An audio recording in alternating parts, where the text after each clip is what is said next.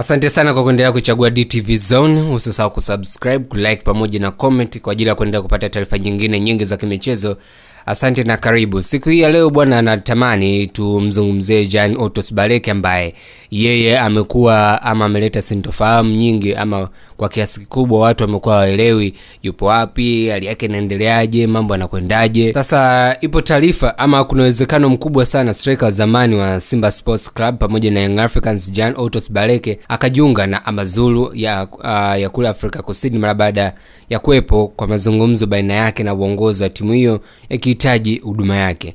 Taarifa kutoka kwa watu wa karibu wa Jan Baleke zinasema kuwa kilichobaki ni Baleke kusaini mkataba huo, kwani kila kitu kimekamilika kwa asilimia kubwa. Endapo kama hakutakuwepo na jambo lingine, basi dili hilo halitakuwa na msukosuko wa aina yoyote, yani Jan Baleke atasaini moja kwa moja.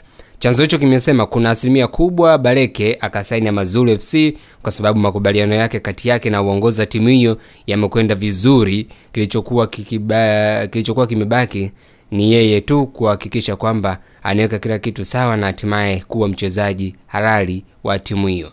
Nje na Amazulu FC zilikuwepo timu nyingine ambazo zilikuwa zikihitaji huduma yake, lakini Amazulu walionyesha nia zaidi ya kuhitaji huduma yake. Hivyo basi Jan Otos Baleke huenda akasaini kwa timu hiyo ama ndani ya Amazulu kutokana na ushawishi mkubwa ambao viongozi wa timu hiyo wameonyesha juu yake.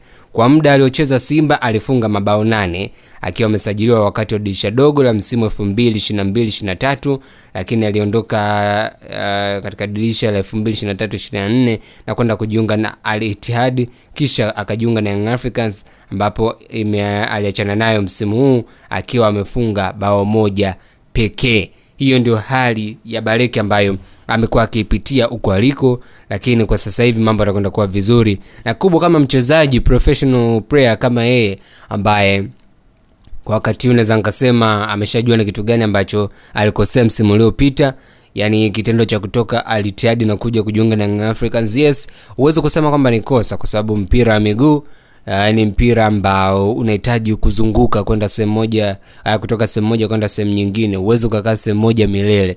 Maana yake ni kwamba unatakiwa uangalie ni wapi unakwenda kutumika wakati gani, na je wakati huo ni sahihi. Na hisi kwa yeye akujua kusoma vizuri nyakati, ama naweza nikasema hivyo, kuweza kusoma nyakati ambazo zilikuwa zikimhitaji kwenda Young Africans. Ndio alikuwa labda kwa sababu ya aina mazingira ya Tanzania alikuwa anajua akifika hapa mambo yatakwenda vizuri, lakini mambo yakwenda ndivyo sivyo. Kwa hiyo sasa ni yeye tu mwenyewe kuangalia ni wapi aliteleza, kuweka vizuri yeye pamoja na wakala wake, wakajua sasa ni kitu gani ambacho anatakiwa kufanya na mambo yaweze kwenda vizuri kabisa kama ambavyo wao wengi ama huenda wao wanatamani yaweze kutokea kwa mchezaji wao. Lakini Baleke ni mmoja kati ya top anajua kufunga kwa kweli. Imagine katika ule msimu msimu wa Simba ile ilikuwa tia maji kwa kiasi fulani, lakini Baleke aliweza kuondoka na magoli 8 ama alimaliza msimu akiwa na magoli 8. Kwa hiyo kuna message fulani anaituma kwa vilabu ambavyo vinahitaji huduma kama yake, na of course naamini bado ni mchezaji ambaye anaweza kaonyesha makubwa na watu wakaenjoy huduma yake. Kikubwa tu usisahau kusubscribe, kulike pamoja na comment ili uendelee kupata nyingine nyingi za kimichezo. Asante.